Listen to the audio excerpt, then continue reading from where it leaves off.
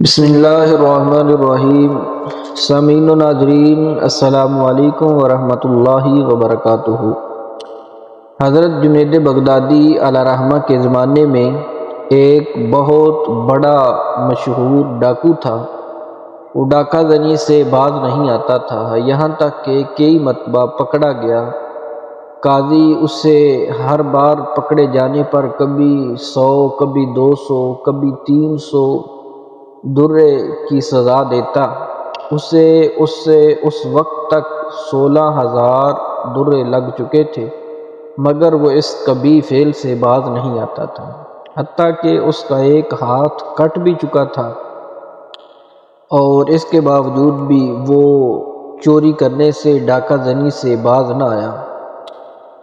اپنے ایک ہاتھ سے ہی چوری اور ڈاکہ زنی کرتا رہا۔ لوگ اس سے بہت خوف زدہ رہتے، کوئی اس کے سامنے جانے کی جرأت نہ کرتا۔ ایک دن ایسا ہوا، وہ ڈاکو حضرت جنید بغدادی علیہ رحمہ کے گھر چوری کی نیت سے داخل ہو گیا۔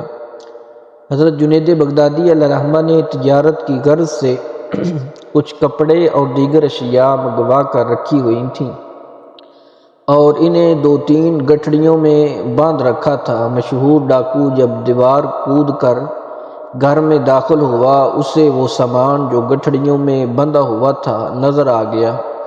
وہ ایک ہاتھ ہونے کے باعث ان کو اٹھا کر لے جانے سے قاصر تھا، اور ابھی یہی سوچ رہا تھا کہ کسی کو اس سامان کو اٹھا کر لے جانے کے لیے مدد کے لیے لایا جائے۔ اسی اثناء میں حضرت جنید بغدادی علیہ رحمہ نماز تہجد کے لیے نیند سے بیدار ہوئے اور اپنے گھر کے صحن میں تشریف لائے۔ ڈاکو کی نظر آپ پر پڑی اور اس نے سمجھا شاید یہ اس گھر کا کوئی نوکر ہے جو مالکوں کے بیدار ہونے سے قبل گھر کے کام کے لیے بیدار ہوا ہے۔ اس نے حضرت جنید بغدادی علیہ رحمہ کو نہایت سخت آواز میں اپنے پاس بلایا۔ ادھر آؤ اور یہ گٹھڑی اٹھا کر میرے سر پر رکھو۔ حضرت جنید بغدادی علیہ رحمہ اس کی جانب بڑھے اور گٹھڑی اٹھا کر اس کے سر پر رکھ دی۔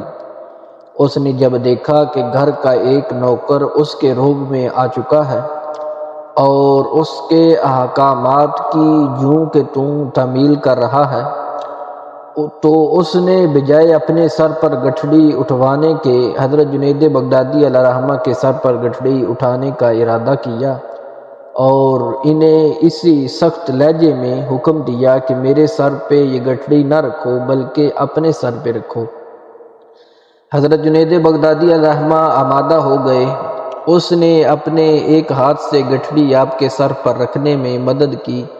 جب آپ نے گٹھڑی سر پر اٹھا لی تو اس نے حکم دیا کہ جلدی کرو اور میرے ساتھ چلو، فجر ہونے والی ہے اور سورج کی روشنی ہو جائے گی۔ اس سے پہلے تم نے یہ گٹھڑی میری مطلوبہ جگہ تک چھوڑ کر آنی ہے، اور اگر تم نے دیر کی تو میں ڈنڈے سے تمہاری مرمت کروں گا۔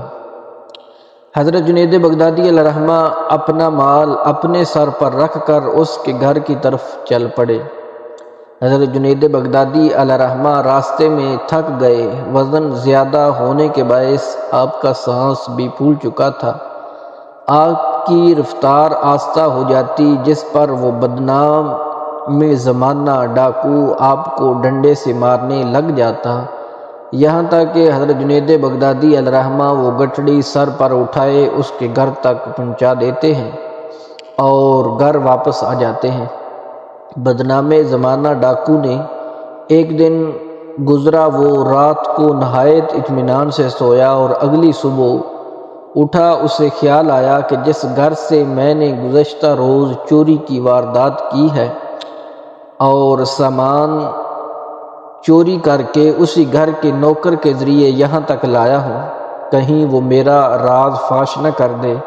مجھے اس سے متعلق خبر رکھنی چاہیے اور چل کے دیکھنا چاہیے آیا وہاں لوگ جمع ہیں یا نہیں۔ اگر تو جمع ہوئے تو یقیناً اس نوکر نے میرا راز فاش کر دیا ہوگا۔ وہ تفتیش کر رہے ہوں گے، اور اگر وہاں خاموشی ہوئی تو یقیناً نوکر نے میرے متعلق کسی کو ڈر کے مارے نہیں بتایا ہوگا۔ چنانچہ وہ آپ کے گھر کی طرف چل پڑا۔ وہاں پہنچ کر کیا دیکھتا ہے کہ لوگ آ رہے ہیں اور گھر میں قطار در قطار داخل ہو رہے ہیں۔ گھر میں داخل ہونے والے افراد حلیے سے نہایت پرہیزگار متقی لگ رہے تھے۔ وہ بڑا حیران ہوا۔ اس نے کسی سے پوچھا، یہ لوگ کہاں جا رہے ہیں؟ اسے بتایا گیا کہ اس گھر میں آپ نہیں جانتے کہ یہ گھر ایک بہت بڑے شیخ پیر کامل کا گھر ہے۔ اس نے استفسار کیا کہ کیا میں ان کو دیکھ سکتا ہوں؟ بتایا گیا کہ ہاں، دیکھ سکتے ہو۔ معلومات دینے والے نے اسے اپنے ساتھ لیا اور گھر میں داخل ہو گیا۔ اسی دوران ڈاکو نے اپنا کٹا ہوا ہاتھ چھپا لیا کہ کہیں گھر کا نوکر اسے پہچان نہ لے۔